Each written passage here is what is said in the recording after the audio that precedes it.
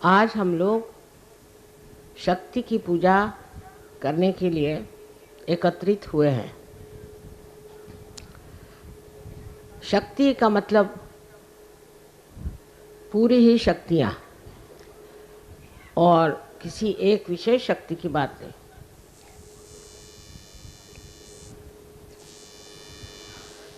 ये पूरी शक्तियाँ हमारे हरेक चक्र पे अलग अलग स्थान पर विराजित है और इस शक्ति के बगैर किसी भी देवता का कार्य नहीं हो सकता।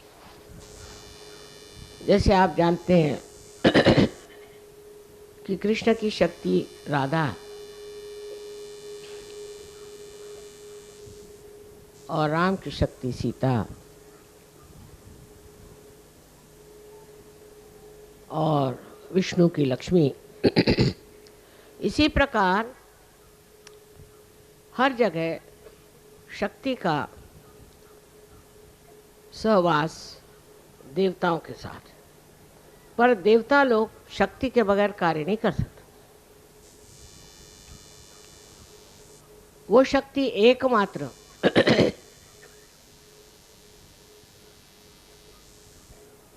आपके हृदय चक्र में बीचों बीच जगदम्बा स्वरूपी विराजमान।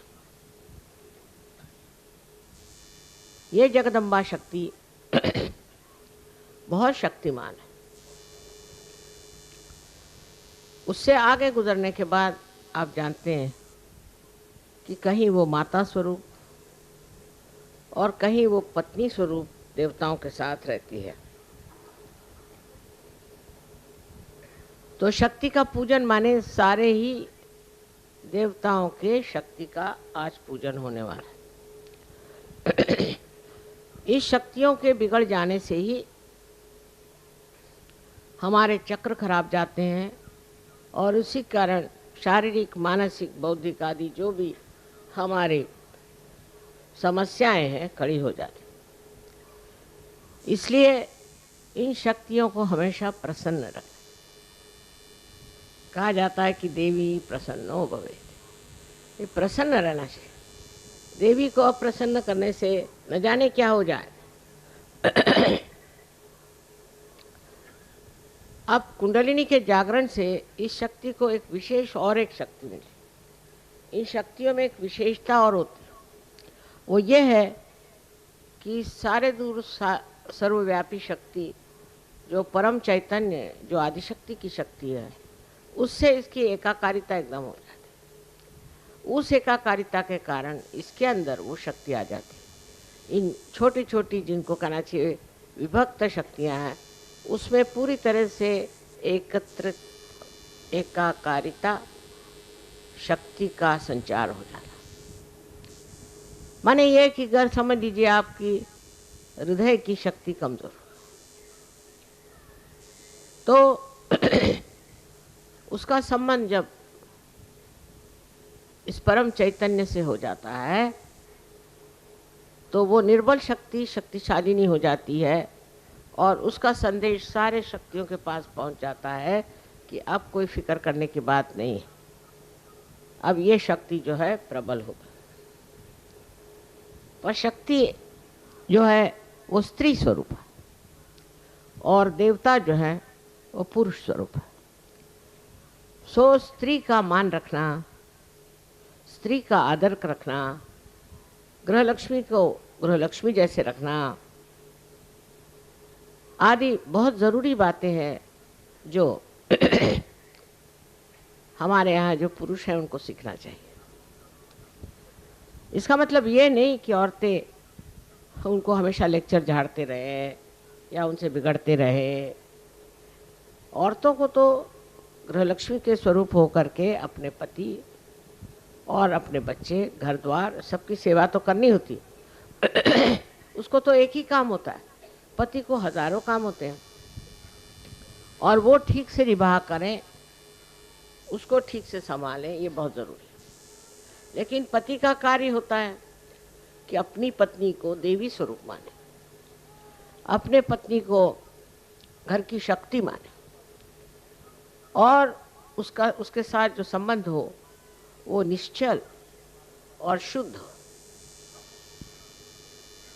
मनुष्य कभी कभी ये सोचने लग जाता है कि वो जैसे भी चाहे चले और ठीक है क्योंकि पुरुष है।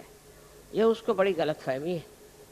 इस तरह से करने से उस पे जो संकट आने हैं वो आते, और पत्नी कितने भी वो संकट झेल रहे तो भी उसका कुछ कह नहीं सकते, क्योंकि अगर आप घर के स्त्री को सताएंगे तो वहाँ पर देवताओं का रमण नहीं हो सकता। घर की औरत को जिद नहीं करनी चाहिए, पति को खुश रखना चाहिए, घर द्वार को ठीक रखना चाहिए। ये तो बात सही है, पर सबसे बड़ी बात यह है कि घर की गृहलक्ष्मी जो है वो घर की शक्ति है। इसलिए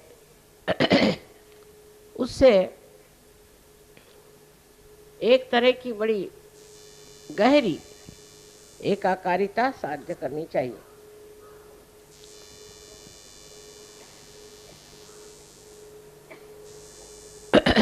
जब ये बेबनाव हो जाता तो औरत भी एक तरह से समझदारी छोड़ के और नाराज़ हो जाती है, कभी कभी बहुत ज़्यादा स्फोटक होती है, कभी झगड़ा करती है। उससे बच्चों पे बुरा असर आता है और फिर समाज टूटने लग जाता है। समाज जब टूटता जाएगा तो बच्चे भी टूटते जाएंगे, उनके अंदर भी गलत गलत चीज़ें आ जाएंगी और वो भी रास्ते पर नहीं आए।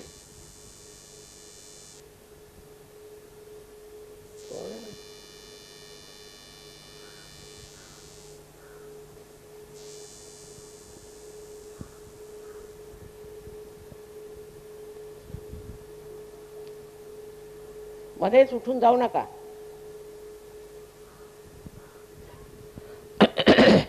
और जो घर की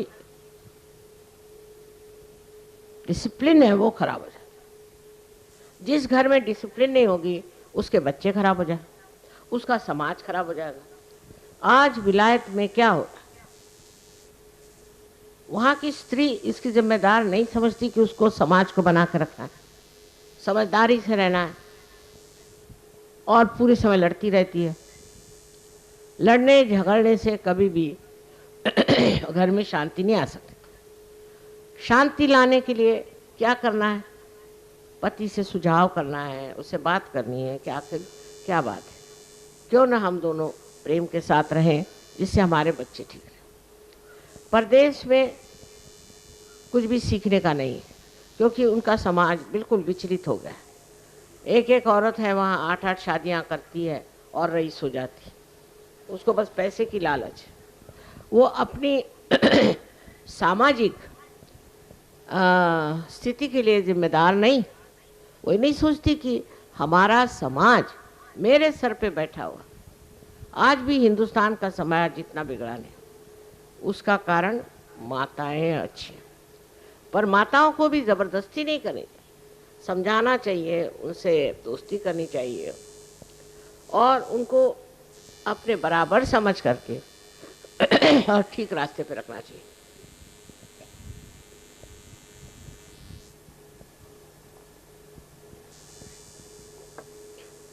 अगर हमारा समाज ठीक हो जाए तो जो दुविधाओं में हम पड़ा हुए हैं, जो हमारे हम सुनते हैं कि खून की खराबी हो रही है, बॉम्ब फूट रहे हैं, फलाना हो रहा है, इस तरह का आशंकित जीवन जो हमारे ऊपर लद गया है, उसका कारण है इन लोगों की माएँ। उन माँओं ने अगर इन बच्चों को ठीक से रखता होता तो आज वो इस तरह से बेकाबू नहीं होते, इस तरह से गंदे काम नहीं करते। उनको एक तरह से ऐसा जीवन मिल जाना चाहिए कि जो अत्यंत पवित्र हो और अपनी पवित्रता को वो हमेशा माने और उसकी स्वच्छता रखे, क्योंकि जब पवित्र जीवन होगा तभी आपकी शक्ति जो है वो चलेगी, नहीं तो शक्ति खत्म हो जाए। तो यही सोचना चाहिए कि शक्ति का आधार पवित्रता, और जब उसमें पवित्रता नहीं रह जाएगी तो शक्ति जहाँ के तहाँ बैठ जाएगी और आप निशक्त हो जाएंगे। अमेरिका जैसे देश में मैं देखती हूँ कि बच्चे एकदम निशक्त, कहते हैं कि 65% लोग अमेरिका में अब या तो बीमार पड़ जाएंगे या पागल हो जाएंगे। उसका कारण है घर में जो माँ का प्यार, माँ का दुलार मिलना था वो ठीक से नहीं मिला।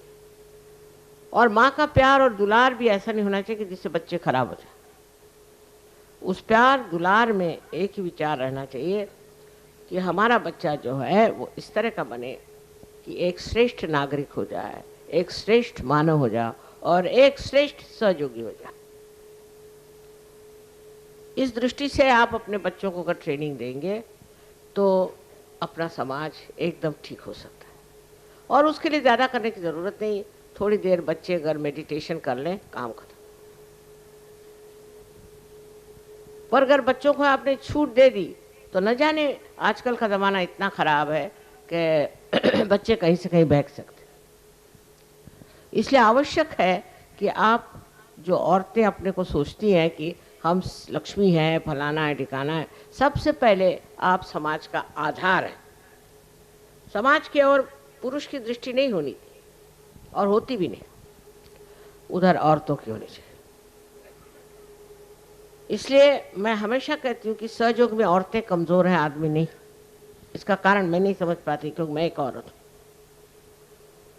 औरतों को ध्यान धारणा और सर्च के बारे में सब मालूमात होनी बहुत ज़रूरी है, क्योंकि औरतों के ही कारण हम आज समाज को ठीक कर सकते हैं।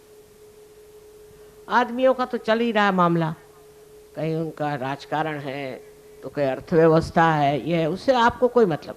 आप अपने बच्चों को ठीक करिए और उसके लिए आप भी रोज़ ध्यान करें, आप भी आदर करें, आप भी गहरे उतरें।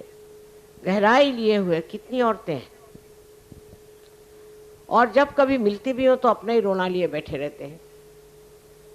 इसलिए मैं आज कह रही हूँ कि अगर आप शक्ति हैं तो आप शक्ति स्वरूपा होइए और उससे जो समाज का भला करना हो करिए, उससे आपके देश का, अनेक देशों का कल्याण हो सकता है और देशों के सामने एक बड़ा भारी उज्जवल उदाहरण हो जाए। लोग देखकर सोचेंगे वाह क्या चाहिए।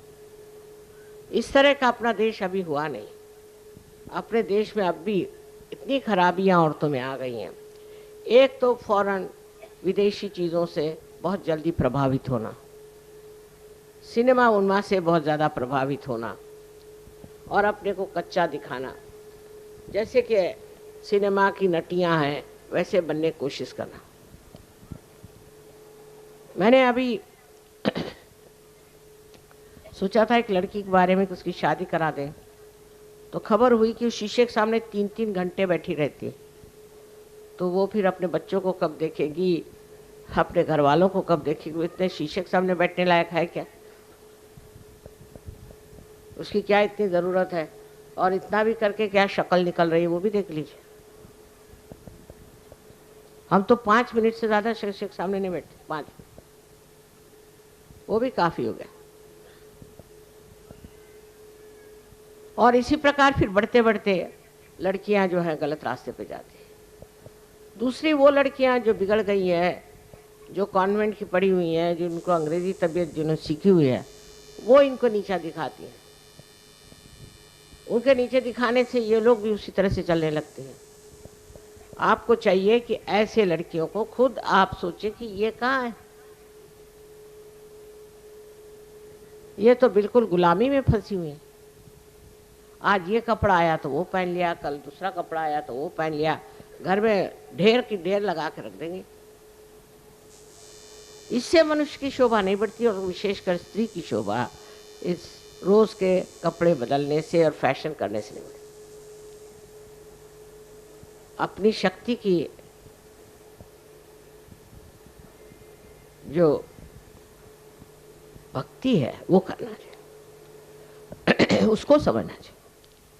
उससे जो आपके अंदर एक अप्रतिम विशेष आशीर्वाद मिलेगा, उससे आप सारे ही प्रश्न किसी भी तकलीफ के बगैर ठीक कर सकते, क्योंकि अब आपकी एकाकारिता इस सर्वव्यापी शक्ति से हो गई।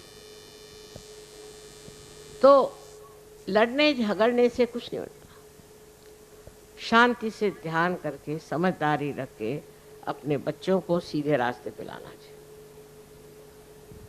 अब पति जो है वो बहुत ज़्यादा समझ लीजिए राइट साइडेड है, बहुत सोच रहा है ये करूँगा वो करूँगा वो करूँगा,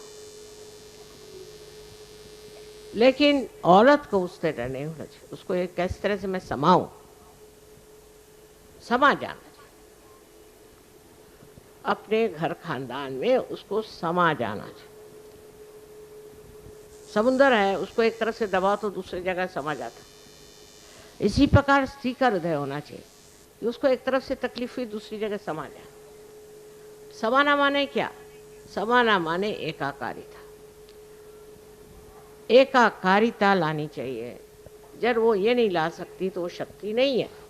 अगर वो झगड़ा करती है और सबसे वाद विवाद ही करती है तो वो शक्ति नहीं है।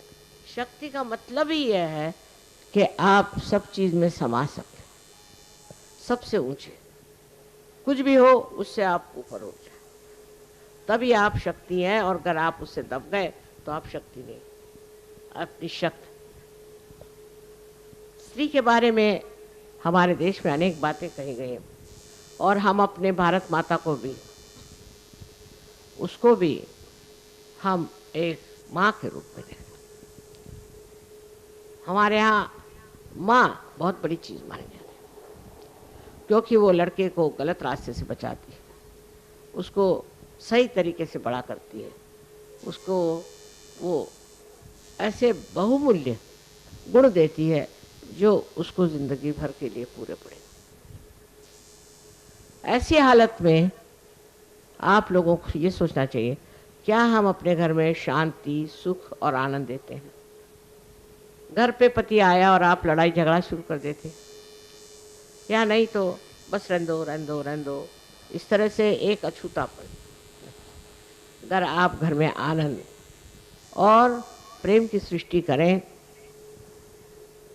तो आपके बच्चे ठीक से पनप जाएं। उसी प्रकार पुरुषों के लिए बहुत ज़रूरी है कि हर समय अपनी बीवी से मजाक करना कोई बड़ी अच्छी बात नहीं।